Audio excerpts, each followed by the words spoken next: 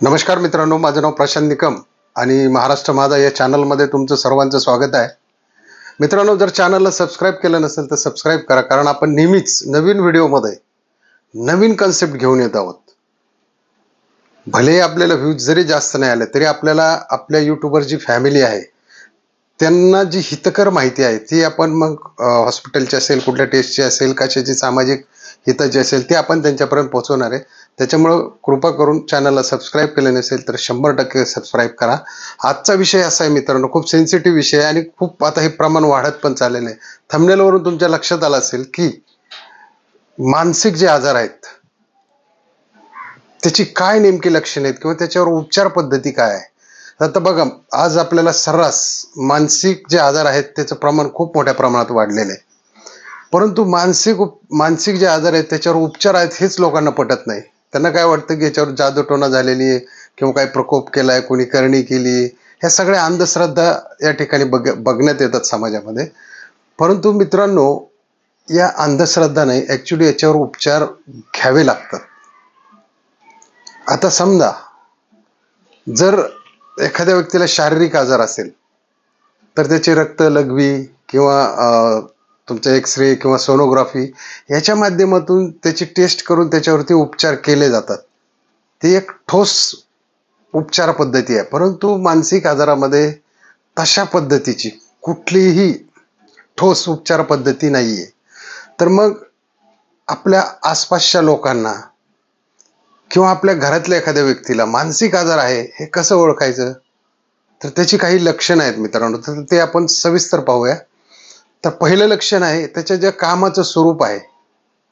म्हणजे एखाद्या व्यक्तीला जर मानसिक आजाराने जर ग्रासलेली असेल तर तिचं काय होतं की तिचं कामामध्ये लक्ष लागत नाही. पहिल्यासारखं तो माणूस काम करत नाही किंवा त्याला लक्ष देऊन त्याला त्या कामात रस राहत नाही, गोडी राहत नाही. आणि तो दर 4-6 महिन्याला ती नोकरी बदलतो, कामाचं स्वरूप बदलतो.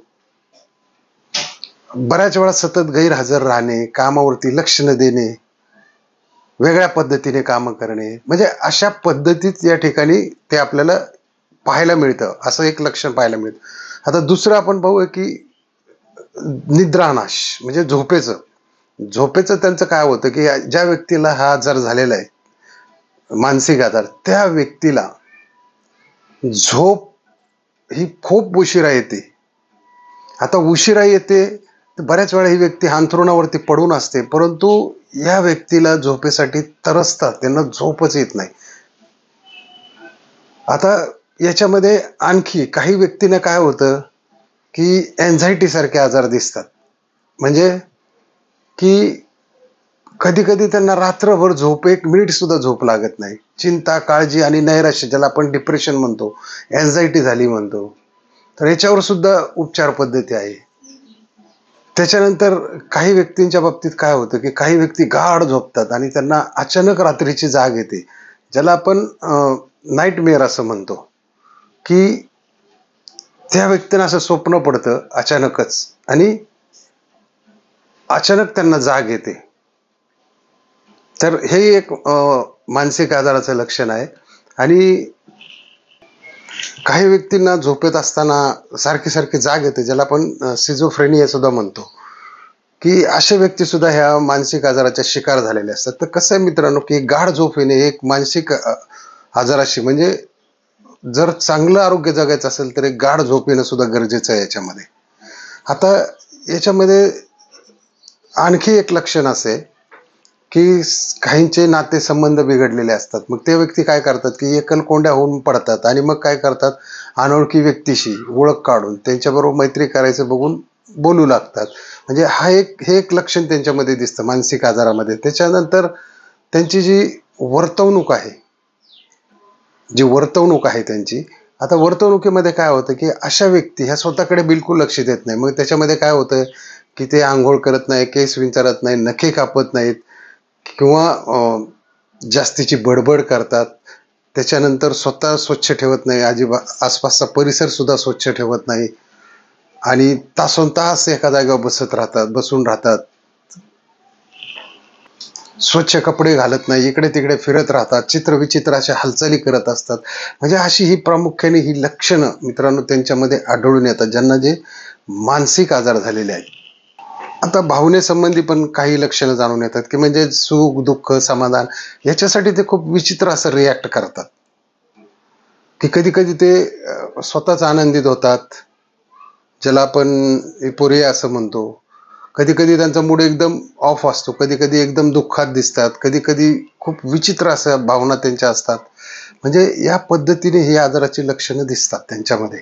आता दुसरी गोष्ट त्यांचे जे हालचाली आहेत, त्या हालचाली सुद्धा खूप विचित्र असतात. म्हणजे नॉनस्टॉप बोलत राहणे, कुठलाही एका विषयावरून दुसऱ्या तिसऱ्या विषयावर जाणे. तुम्ही जर एखादा प्रश्न विचारला असेल तर फिरून येऊन त्याचं दुसरं तिसरं वेडं-वाकडं उत्तर देणे, त्याच्या हालचाली वेगळ्या असणे, त्याची बॉडी लँग्वेज वेगळी असणे. म्हणजे बऱ्याच वेळेस ह्या व्यक्ती खूप चित्र-विचित्र अशा वागत राहतात. एकसारखं बडबडत राहणे.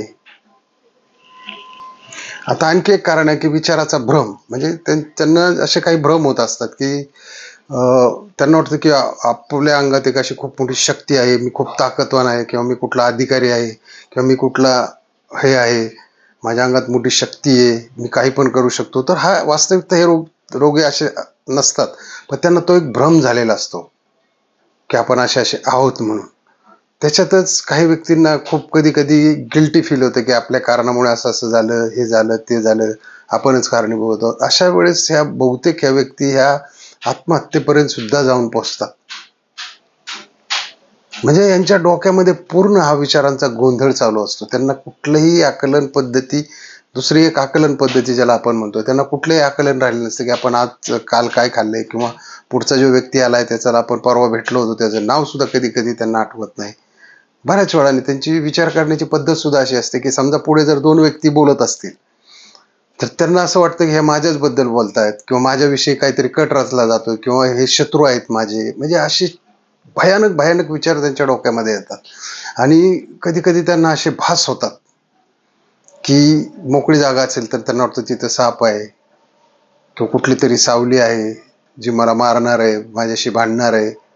दुसरी गोष्ट, कधी-कधी त्यांना वाटतं अंगावरून मुंग्या गेल्यात, आपल्याला कोणतरी धरलंय, स्पर्श भ्रम होतो. म्हणजे असे बरेच भ्रमण त्यांच्या डोक्यामध्ये जितक्या विचारांची भयानक परिस्थिती चालू असते, ते एक लक्षणावरून आपण ओळखू शकतो, की यांना एक मानसिक आजार झालेला आहे आणि यांना उपचाराची म्हणजे सायकियाट्रिकची सक्त आणि म्हणजे जरूरत आहे. म्हणजे आवश्यक आहे सायकियाट्रिकची यांना. तर दुसरी गोष्ट स्मृतीचा भस्म होतो यांचा. म्हणजे काय होतं, की पूर्ण जी आपली जी आठवण्याची क्षमता आहे, ती पूर्ण खराब झालेली असते, की आपण कुठली वस्तू कुठे ठेवलेली आहे किंवा आपल्याला कोणाचं काही देणं आहे का किंवा आपल्याला काही आणायचं आहे का. समजा बाजारात गेले, 4 वस्तू आणायला सांगितलं, एखादी 2 वस्तू आणणार, 2 वस्तू विसरून जाणार. बऱ्याच वेळा घरातून आपल्याला काय न्यायचं असतं, ते पण विसरून जाणार. म्हणजे स्मृती भस्म पूर्ण झालेला असतो. आणि दुसरं सगळ्यात महत्त्वाचं कारण म्हणजे रिग्रेशन. रिग्रेशनला आपण काय म्हणतो या ठिकाणी, की रिग्रेशन म्हणजे थोडक्यात एक लहान बाळासारखं वागणे, की ते लहान मुलासारखं हसणे, लहान मुलांसारखे येडेचाळे करणे किंवा लहान-लहान मुलांसारखे खेळत बसणे किंवा लहान मुलं ज्या पद्धतीने म्हणजे ज्या इनोसंट माइंडने असतात, तसे यांना डोक्याचा भाग हा यांचा कमीच झालेला असतो ऑलरेडी या मानसिक रुग्णांचा. त्याच्यामुळे ते तासोनतास लहान मुलासारखं असं पाण्यात खेळत बसणे.